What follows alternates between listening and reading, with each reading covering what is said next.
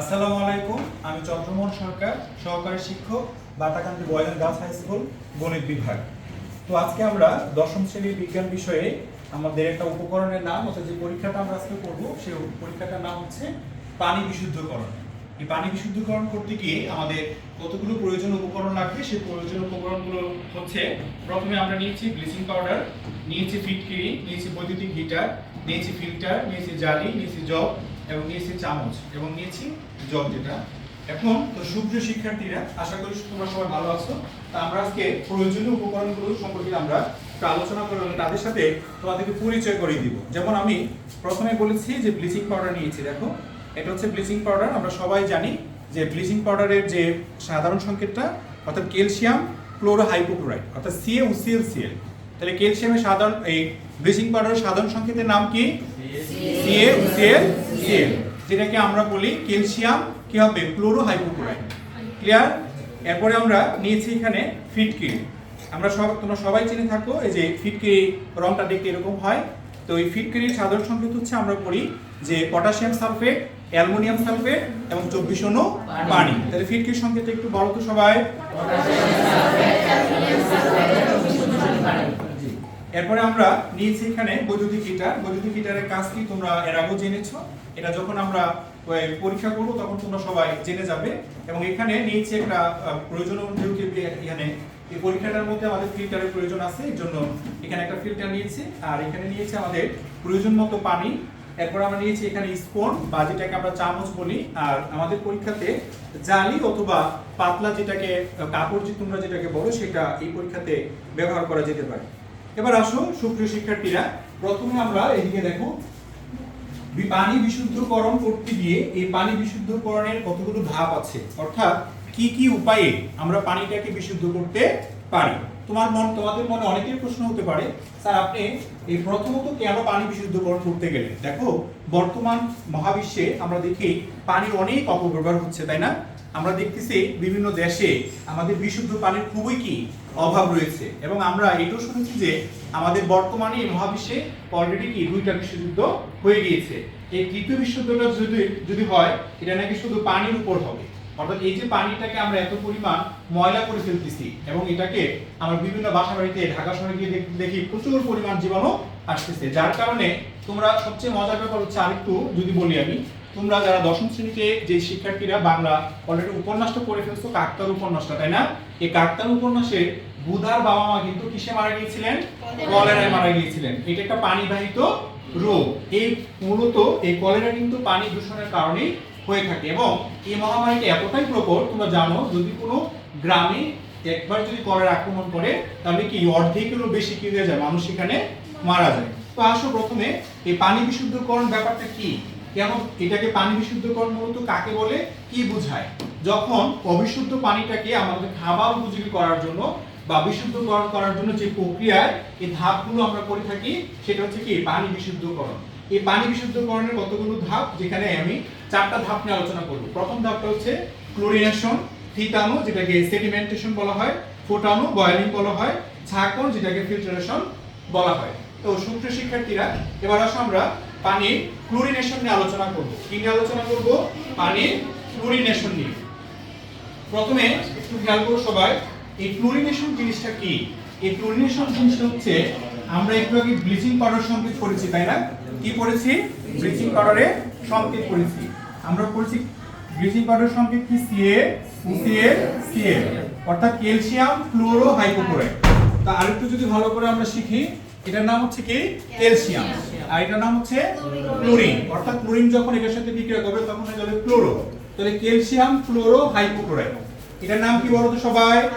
Calcium ক্লোরোহাইপোক্লোরাইড। তাহলে এইটা হচ্ছে ব্লিচিং পাউডার সংকেত। কার সংকেত? ব্লিচিং পাউডারের সংকেত। তাহলে তো সুপ্রিয় শিক্ষার্থীরা, ক্লোরিনেশন প্রথম দেখেন, পানি বিশুদ্ধকরণের প্রথম ধাপটির নাম কি? ক্লোরিনেশন। তাহলে ক্লোরিনেশন কিভাবে করা হয়, তাই না? এই ক্লোরিনেশন করার জন্য প্রথমে আমাকে নিতে হবে ব্লিচিং পাউডার। কি নিতে হবে? Bleaching powder. তো আসো সুপ্রিয় শিক্ষার্থীরা, আমরা ব্লিচিং পাউডার নিয়েছি। এই ব্লিচিং পাউডার আমরা জানি, যদি আজকে আমরা এখানে দেখো, এখানে একটা বিকার নিয়েছি, কিন্তু এই বিকারটা না নিয়ে যদি আমরা বড় একটা বালতিতে করতাম, বড় একটা কিসে করতাম, বালতিতে, তখন আমরা 1 চামচ পরিমাণ নিতাম এখানে। এটা হচ্ছে আমাদের ব্লিচিং পাউডার। যেহেতু আমার এখানে পানির পরিমাণ কম, তাহলে এখানে আমার কি অবশ্যই ব্লিচিং পাউডার গুঁড়োটা কিনতে হবে, অতিরিক্ত সামান্য নিতে হবে, বেশি নেওয়া যাবে না। তাহলে আমি যদি এখানে ব্লিচিং পাউডারটা নেই, এটাকে আমরা এখন নেড়ে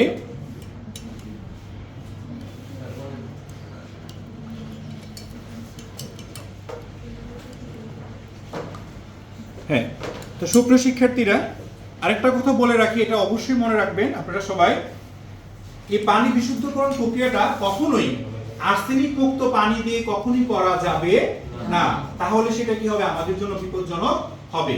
এটা অবশ্যই আর্সেনিক যুক্ত হতে হবে, কারণ কখনো যদি কোনো ময়লা পানি না হয়, সেখান থেকে আমরা কি বিশুদ্ধ পানি বের করতে পারবো না। তো অবশ্যই আপনাদের সবার মনে রাখতে হবে, আর্সেনিক মুক্ত পানি দিয়ে কখনো কি এই 4টা ধাপে পানি বিশুদ্ধকরণ করা যাবে না।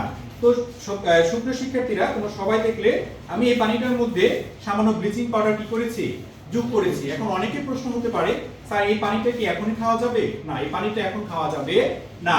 একটা নির্দিষ্ট পরিমাণ বালতির মধ্যে আমি কি এটা দিয়ে 1 চামচ পরিমাণ যখন ব্লিচিং পাউডার অ্যাড করব, অ্যাড করে এটাকে 12 থেকে 24 ঘন্টা রেখে দিতে হবে। কত ঘন্টা রেখে দিতে হবে? 12 থেকে 24 ঘন্টা। এই 12 থেকে 24 ঘন্টা রেখে দেওয়ার পর এই পানিটাকে আমি ছাঁকনির সাহায্যে পানিটাকে ছেঁকে নিব। কি করব? ছাঁকনির সাহায্যে পানিটাকে ছেঁকে নেব। তো 12 থেকে 24 ঘন্টা হয়ে যাওয়ার পর তখন এই পানিটা পানযোগ্য হবে। তখন আমরা কি সহজে কি করতে পারবো? এই পানিটা পান করতে পারবো। তাহলে তোমাদের এই ক্লোরিনেশন নিয়ে কারো কোনো প্রশ্ন আছে কি নাই বলো তো? আচ্ছা ফাইন। এবার আসো আমাদের পানি বিশুদ্ধকরণের দ্বিতীয় ধাপ, এটাকে বলা হয় থিতানো। কি বলা হয়? থিতানো। এবার এই থিতানোটা মূলত কোথা থেকে আসছে? আমরা থিতানোতে কি ইউজ করব? দেখো, এই থিতানোতে আমরা, থিতানো বলতে আমরা ফিটকারি ব্যবহার করি। সবাই ফিটকারি চিনি কি চিনি না? অবশ্যই চিনি। এই ফিটকারির সংকেত হচ্ছে পটাশিয়াম সালফেট, অ্যালুমিনিয়াম সালফেট আর 24 অনু পানি। তাহলে এটা কিসের সংকেত হচ্ছে? আমার ফিটকারির সংকেত। তো সুপ্রিয় শিক্ষার্থীরা, তোমরা সবাই এই ফিটকারি চিনে থাকো। এই ফিটকারির ব্যবহারটা মূলত আবারও বলে দিতেছি, আমরা কখনোই আর্সেনিক মুক্ত পানিতে কখনোই কি এই ফিটকারি বলো, ব্লিচিং পাউডার বলো, এগুলো কি ব্যবহার করা যাবে না। অবশ্যই অবিশুদ্ধ কি লাগবে? পানি লাগবে। তো এখন আমরা এই পরীক্ষাটা করব। এই পরীক্ষাটা করতে গিয়ে আমরা এখানে দেখো 1 টুকরো আমরা এখানে ফিটকারি নিয়েছি। এখন এখানে আমি একটা জালি নিয়েছি। এখন অনেকের প্রশ্ন হতে পারে, স্যার জালি, এই জালি দিয়ে কি শুধু করা লাগবে, অন্য কিছু তো করা যাবে না? হ্যাঁ, অবশ্যই করা যাবে। যদি কারো বাড়িতে পাতলা কাপড় থাকে, এই পাতলা কাপড়ে এটাকে মুড়িয়ে নেবেন। এটাকে মুড়িয়ে আমরা নির্দিষ্ট পরিমাণ, এটা আপনাকে বালতিতে করতে পারেন, কারণ আমরা পানি কিন্তু শুধু কি 1 মগের জন্য তৈরি করব না, তাই না? অনেকগুলোর জন্য আমরা করতে পারি। এটাকে নির্দিষ্ট একটা জালি দিয়ে এভাবে ছোট করে পেঁচিয়ে, তারপর এই যে পানির মধ্যে যদি ফিটকারি পরিমাণটা বড় হয়, যদি বেশি থাকে বা বড় হয়, তাহলে সেই ক্ষেত্রে আপনি 2 থেকে 3 বার দিতে পারেন। আর যদি আপনি বড় ড্রাম বা বালতিতে যদি আপনি ফিটকারিটা করেন, তাহলে এই 1 চামচ গুঁড়ো করে ফিটকারিটা দিয়ে দিবেন। কি বলছি, কথাটা বুঝতে পারছেন সকলে? 1 চামচ পরিমাণ গুঁড়ো করে বড় বালতিতে কি দিয়ে দিবেন, এই ফিটকারিটা দিয়ে দিবেন। যেহেতু আমার এখানে পানির পরিমাণ কম এবং ফিটকারিটা আয়তনের তুলনায় একটু কি বড়, এই কারণে আমি এখানে বড় জোর আমি কি করতে পারি, 2 বার এখানে ব্যবহার করতে পারি। তাহলে আমার আর এখানে আর বেশি কিছু ব্যবহার করতে হবে না। তাহলে এখন প্রশ্ন হচ্ছে, স্যার এটা সময়টা কতটুকু? আমি কি এখন সাথে সাথে পানিটা খেয়ে ফেলতে পারবো? খেয়ে ফেলতে পারবো না। এটার মনে রাখতে হবে, এটা আধ ঘন্টা রেখে দিতে হবে। ফিটকারিটা চুবানোর পর পানিটা কত ঘন্টা রেখে দিতে হবে? আধ ঘন্টা। আধ ঘন্টা হয়ে যাওয়ার পর তখন আমরা এই পানিটা কি করতে পারবো? পানযোগ্য করতে পারবো। তাহলে সুপ্রিয় বন্ধুরা, আমাদের প্রথম ধাপ ক্লোরিনেশন গেল, দ্বিতীয় ধাপ হচ্ছে কি আমাদের কি গেল? থিতানো। তাহলে থিতানোটা মূলত কার উপর গিয়েছে? আমাদের ফিটকারিটার উপর। এবার আসো আমাদের তৃতীয় ধাপ। আমাদের তৃতীয় ধাপের নাম কি বলতো? ফোটানো। তাহলে ফোটানো অথবা বয়েলিং। ফোটানো অথবা কি বয়েলিং। এবার আসো, আমরা যেহেতু এখানে আমাদের পাতিলের কোনো সুব্যবস্থা ওরকম ভাবে নিতে পারি নাই, এই কারণে আমরা জানি একটা পানিকে, অর্থাৎ একটা পানির পাত্রে, সেটা পাতিলা হোক অথবা পানির আকৃতি যে কোনো একটা আকৃতি হোক, সেই আকৃতিতে যদি পানিটাকে আমরা 15 থেকে 20 মিনিট ফোটাবো। যেমন আমাদের গ্রামে বিশেষ করে আমাদের আম্মুরা যেটা করে বা আমাদের ফুফুরা বা খালারা যেটা করে, মনে করে যে পানিটাকে যত বেশি জাল দেওয়া যায় বা তাপ দেওয়া যায় তত নিরাপদ। আসলে এটা কিন্তু ভুল ধারণা। এটা কি ধারণা? ভুল ধারণা। আমরা একটা পাত্রের মধ্যে, নির্দিষ্ট পরিমাণ পাত্রের মধ্যে পানিটাকে যখন ফুটতে দিব, তখন আমরা 15 থেকে কত মিনিট রাখবো এটা আমরা চুলাতে? 15 থেকে কত মিনিট? 20 মিনিট। তাহলে দেখো সুপ্রিয় বন্ধুরা, আমি এখানে বৈদ্যুতিক একটা হিটার নিয়েছি। এই বৈদ্যুতিক হিটারটাকে আমি যদি এখন পানিটাকে গরম করতে চাই, কোনো অবিশুদ্ধ পানিকে বিশুদ্ধ করতে চাই, তাহলে আমি পানিটার মধ্যে, আমি বৈদ্যুতিক হিটারটার মধ্যে আমি কি করতে পারি? নির্দিষ্ট পরিমাণ পানি নিয়ে, তাহলে আমি এটাকে যদি